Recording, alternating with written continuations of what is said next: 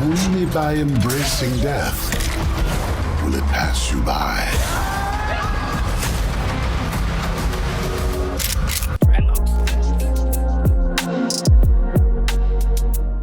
What is up, you guys? It's Katie Hettenbach, host of Katie Afraidy, and I'm so excited to chat today with Tim Wynn, the composer of the new Final Destination Bloodlines movie. You're going to want to listen to this music episode because it's wonderful. Tim's wonderful, and this episode's wonderful. So let's get into it. So excited. So first of all, congrats on the success of the movie. Bravo. Yeah. Thank you. It's been, we thought we had something special, but I didn't know it was going to do as well as this. So it's amazing to see it and have the fans really, respond to it so positively. It was so fun. I had never seen, I was like speech impediment, and the title of this film is my worst nightmare, which is kind of fitting. So yeah, it works. Say, FFD. For this time, I've never seen an FD film in theaters before, and it was such a group experience, and I had never had an experience in a theater like that, so it was very fun. Yeah, no, I agree with you 100%. I of course saw it with the directors and producers for a long time during the dub, and so I've seen the movie in its totality for many times. But when I saw it at the world premiere for the first time, seeing all the fans like really respond and just have such a great time, it felt like it was it just was hitting the right note. It's a great summer movie, and like you said, it's a shared experience. And seeing it by yourself, I really think you're missing out a lot. So if you're waiting to stream it or whatever, I don't think it's the best way to do it. I think you should really go into theaters, in my opinion. No, you are 100% correct. And also, it's more fun to see in the movie theater. Especially a movie like this. It's like, you really... I always laughed, or I always thought it was funny the first time I saw it. It's just like they got the jokes, and some jokes land different in different audiences. I saw the movie I think 4 times in the theaters over the last 2 weeks, and it's amazing how that can help shape your experience is seeing it in theaters. So totally, and also not everybody has a good sound setup. Yeah. And to actually hear it and feel it, feel the sound. Right. Oh, it just adds so much dimension. And again, that's obvious. Yeah. Well, thank you. Thank you. So how did you get attached to this project, or how did they reach out to you? Well, I guess as one does in 2025, you open up Twitter and see that they're starting a new Final Destination movie, which you're a big fan of, and you happen to have worked with the directors previously. So, I just responded. I just put it out there and said, I would love to be on this movie. I'm a big fan of the franchise. Congratulations. I'm so happy because I knew that they were going to do a brilliant job. Zach and Adam are really just 2 super smart directors, and they're really fun to work with. And they said, okay, yeah, we'll talk to you about the film, but it's a studio film. So there's a lot of creative input that everyone will have.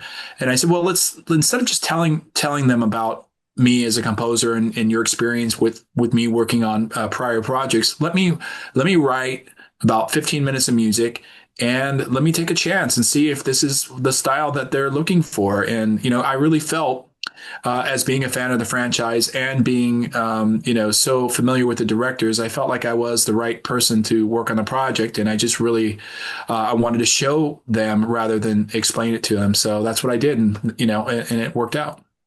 That's amazing. That's, everyone's always afraid to ask.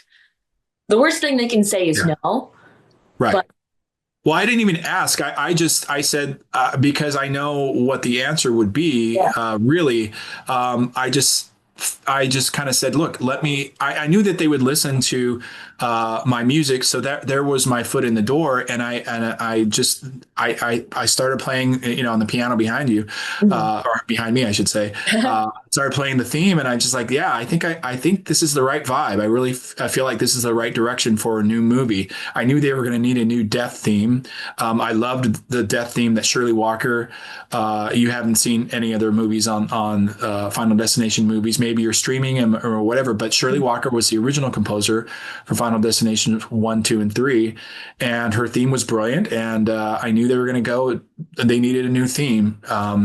So I went about to write it, and I'm really happy with the results. And everyone on the team was too. So that's what, I guess for me, it was more about taking a chance, because I could have been wrong. Like maybe they weren't looking for that style of music, or maybe they weren't looking for that type of theme, or maybe there was, a lot of different things. I knew nothing about the project. I didn't talk to Zach or Adam anything about the project.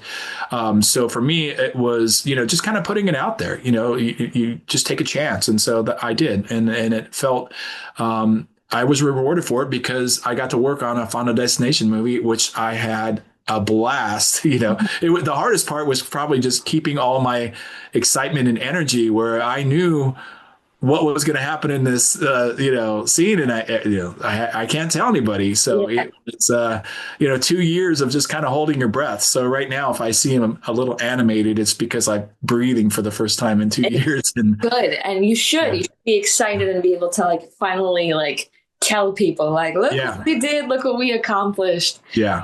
It's so awesome. So the score felt very refreshing, like a throwback to late 90s, early 2000s, big orchestral, not as contemporary as the latter half of the franchise. Was this an intentional throwback, or is this more your style?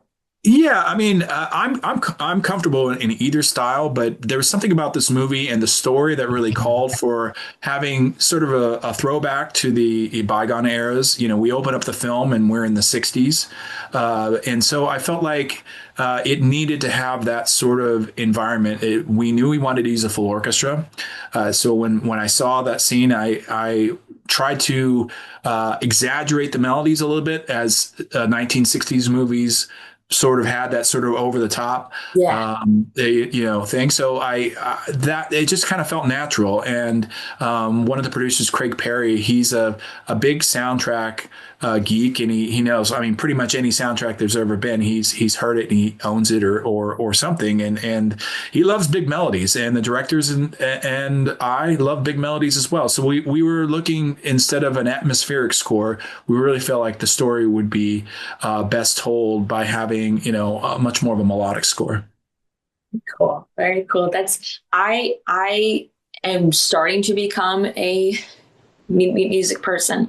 My brain is movies, and I didn't grow up with as much music as other people, so I'm learning all of this stuff now, and I think it's that's great. Well, you've already the funny thing is as a composer, the behind the scenes stuff, that when we talk, all us, we all have drinks or something. And the one thing that we will say is that usually if a review of the movie says anything about the music, then you're usually, no, actually it's the other way around. No, it's bad. It's usually because people aren't necessarily hearing the music in a way that you're intentionally just trying to be behind the scenes and move the emotion. Yeah. So if you're not hitting the right notes, then what will happen is the reviewer will be, saying something and the music was terrible. It didn't do this and did that. Mm-hmm. So more often than not, the reviewer, when they're looking at the movie, if they mention the music, it's usually not a good thing.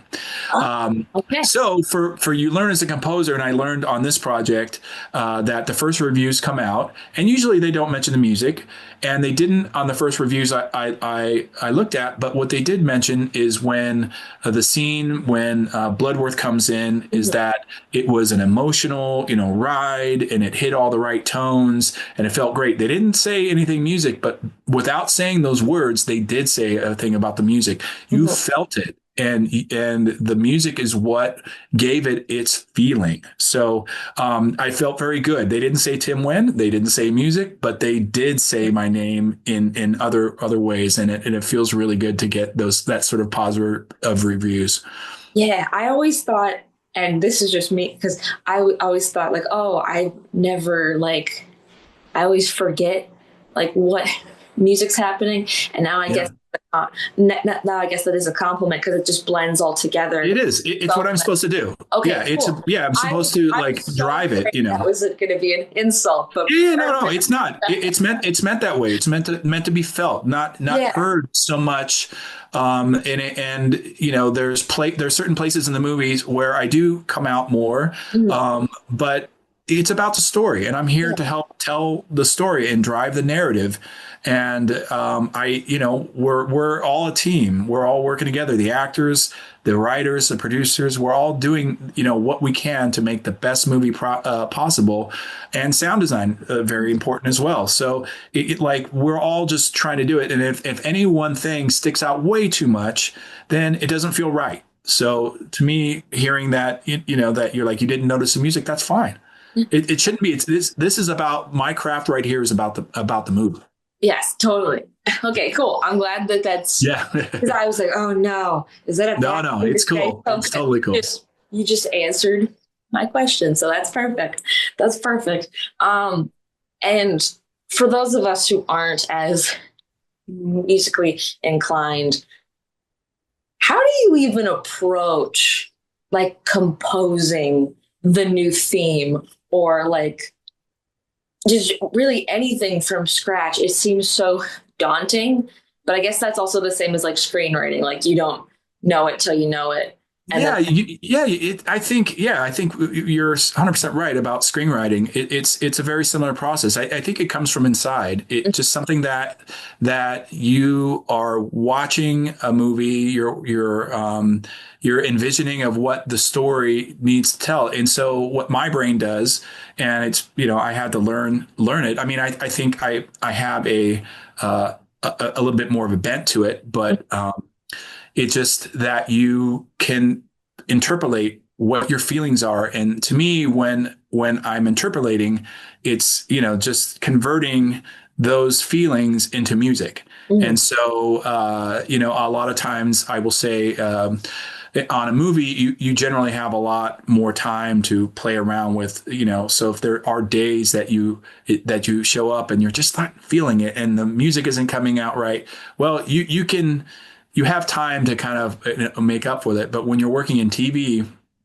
you don't have that time. You need to write a lot of minutes really quick. Yeah. And so you quickly learn that if you can write ahead of time, so you're in the shower and you start thinking about the scenes that you're going to write today, or wherever you happen to be, you can be walking your dog or whatever it is. You're just kind of letting the creative juices go and listen to nature and just kind of really, space out and let the music come to you. And then when you get into the office or you get in front of the keyboard, it just kind of like spills out of you. And that's when you can be the most creative, possible that way, and every day isn't like that. Yeah. Don't get me wrong. It's not like music just flies out of my fingers, magically at every opportunity. But when things are, when everything's vibing right, that's the best way it can happen.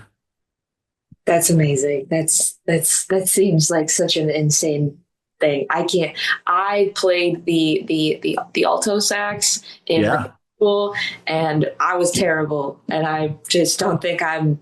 No, it's not terrible. You're just, you just didn't give it enough time. Alto sax is not an easy instrument to play. So it's not. It was fun though. It was fun. But there are people that like the only thing that I will say that you can appreciate it and you can enjoy it. Whereas like, I don't know if every composer is this way, but definitely for me, it's hard to turn it off. So if I'm watching movies or TV shows or whatever, all I'm thinking about is music and the whole time. And so sometimes it's a little bit of a chore. And that's why there's a lot of times that like at the end of the day, and I've seen other composers do this as well, where they just want to, go to a baseball game, go watch hockey, go to the opera, just something different where you're not thinking about music, although opera maybe is not the Yeah. is thinking about the music as well. But if you can only focus on the dancers, because otherwise, when there's a score or something involved, it just you're thinking about it, you're critiquing it, you're like, wow, this is amazing, or oh, I would change it this way, or just, and so your brain is just like going around and around and around, and you got to eventually turn it off. Yeah, it's also like I have that with editing as Yeah. an editor, and it's almost like when the film is able to have me forget, that's when I'm like, this is a good movie. Yeah, that's it. That's exactly right. And It's the same thing. And I don't know, it's probably exactly what you said, but like when you're writing a piece of music and you're wondering, like, is this sound right? The melody, all these different elements that you're putting together, like the test that I always seem to give it is as if like the back of my head, or back of my hair, just kind of stands on end a little bit. Like that's, especially for like a big main theme or something like that like I'm waiting for that, like sort of moment to be like, yes, I've created something that makes me feel the way I want to feel. that's amazing. That's so cool. It's so freaking cool.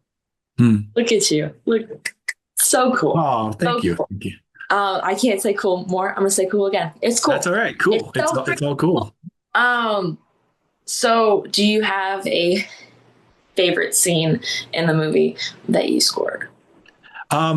There's so many scenes, but or in from the first. Yeah. There's so many scenes, but there was definitely one that was very impactful for me. It's when we see Bloodworth, Tony Todd, the actor Tony Todd, come on the screen. I really felt like that scene was special in so many ways. The producers and the directors mentioned that we should start to use Shirley's theme there. So Shirley Walker was the original, composer, and it felt magical to hear her melody and to see Tony Todd. And we knew that was going to be his final scene because he was very ill at the time. And so there was something about that scene that just feels just right. And writing it felt amazing and felt important. Recording it felt that way. And every time I've seen it, I've got chills on the back of my neck, just, dealing with it. So if I had to pick one, I know there's a lot of great death scenes and there's a lot of great moments, but that to me was the one I'd like to highlight for sure. Oh yeah. There was not a dry eye in the house. We were all together, and it was just like, I was just like, Tony, and just, it was a really powerful moment. So. Yeah, I agree. And you helped make that even more powerful. So. I did. He deserved a proper send off. The guy's a legend. He was amazing and amazing in all the movies, amazing in everything he was in. So for me, it was just, quite an honor to be a part of it. So that's the best I can do. You did it. You did it. Mm. You should give yourself a pat on the back for that. Oh, thank you. That's huge. Yeah. Immediate. So when it comes to the FD franchise, do you have a favorite movie besides this one, obviously? Right. This one would rank high in my list for sure, for obvious reasons. But I think the first one, I thought they captured lightning in a bottle. You hadn't seen a movie that was quite like that yet. And I love the scene with the airplane, exploding and just the tension that it was creating up. And then I just thought it was just brilliant how it happened. And it just like, you knew you're in for a fun ride. So, that FD1, just because it just kind of broke the mold right there. Totally. It's the best. Now these are more just generic horror questions as I'm, finishing the list of questions that we have. These are more just ones that I ask everybody on the podcast. Everybody has that movie as a kid that scared them, like the first movie, whether it was a horror movie or not. What was the first movie to scare you? I think I don't know if it was the first one, but definitely was probably one of the top ones was, I think, Jaws. Mm-hmm. So there was something about that movie that it just scared the life out of me. I live on near the coast in California. I go to the beach quite often. Mm-hmm. And so I don't know. It was terrible. It's just like, and you know, my sister, and maybe this is why I got into music, but my sister would sing John Williams' theme at home to kind of scare me, and I kind of envisioned that the carpet was like the ocean, Oh no. and you know, so just dun dun dun dun dun, and just like, oh my God, you know. So I was freaked out. I'll swim now. I'll swim in my pool, a pool of all things, and I'll still think, oh my God, there's a shark going to come and get me or something. I don't know. So I think they did something right to really get into the psyche of it. Oh, totally. Yeah. I've heard that a lot of people have said Jaws as well and have that fear with pools and stuff. I haven't had that, but if there's certain lighting in the pools, I'm like, if there was a shark here, that would make sense. Because that shadow over there, that's definitely the shark. Absolutely. This would be a good moment in a movie for the shark to come and kill me. So I'm right there with you. Is that also your favorite horror score, or is there another one? I mean, there's so many scores that I love. I mean, there's that one I liked. Even an older score is The Omen by Jerry Goldsmith, and again, that's an old one. You know, but those scores sort of gave us all the vocabulary that we use nowadays. And Poltergeist, another Jerry Goldsmith score, was great. And yeah, you know, I guess those are the two that I would say. Yeah, they're so ominous. Ooh, The Omen, ooh, so good, so good. And I just thought of another one because we got to ask one more, obviously. What is your go-to instrument that you always? Is it piano? Is that like yeah, piano is where I do most of my writing. Okay. But depending on the score, there's oftentimes, I mean, I taught myself piano first, and then I took lessons on guitar. And what's great about guitar, and anyone that's listening, if you're thinking about getting into music, piano is amazing. But the thing about guitar is that you have a more tactile sort of approach to things. You get used to strumming strings and things. So that allows me to do, you know, like play a little bit of cello, play a little bit of things, and kind of like create like interesting noises and sounds and fun stuff. So guitar and piano are really, you know, two of the instruments that I think that are great to have in my line of work for sure. That's amazing. And then how many in total instruments do you play? I mean, playing is a very subjective term, I guess. I play a lot of instruments now. Now, how good am I at all of them? You quickly learn as a composer that to be an expert and at any of these instruments, it takes an endless amount of time. And so when I was younger, for me, the main thing that I wanted to do was write my own music. And so obviously as a composer, that's, I guess, where I turned to. So that I just started skipping practice and just be like, all right, what about my tune or something like that. So I jumped on that, you know, really quickly. That's amazing. That's amazing. Yeah. And this is my final question. Okay.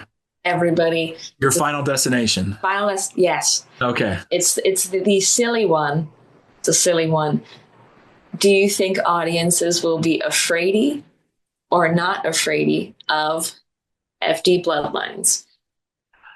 Well, I guess it depends. The first time I saw it, I mean, I think they're definitely going to be afraidy for sure. There's moments, but I think the brilliance in this movie is the comedy. And I guess I caught myself thinking a few times that, is this a comedy with horror aspects, or is this a horror movie with comedy?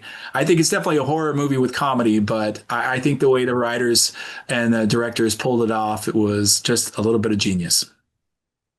That is a great way to put it. And the correct answer, is it comedy or horror, or horror cop, is yep. Yes, both. Yes. Affirmative. Absolutely. Yes. Well, Tim, this has been awesome. Thank you so much for chatting with me today. Thank you, Katie. I really appreciate it. Of course. And we will see you on the next one. So excited. See you on the next one. Thank you so much, Tim. That was so fun. Oh my gosh, learned so much. Wow. And now I'm gonna go see the movie again because it's so freaking good. And you guys should too. It's still in theaters. Go freaking watch it in theaters. Don't wait. Go see it. It's a threat.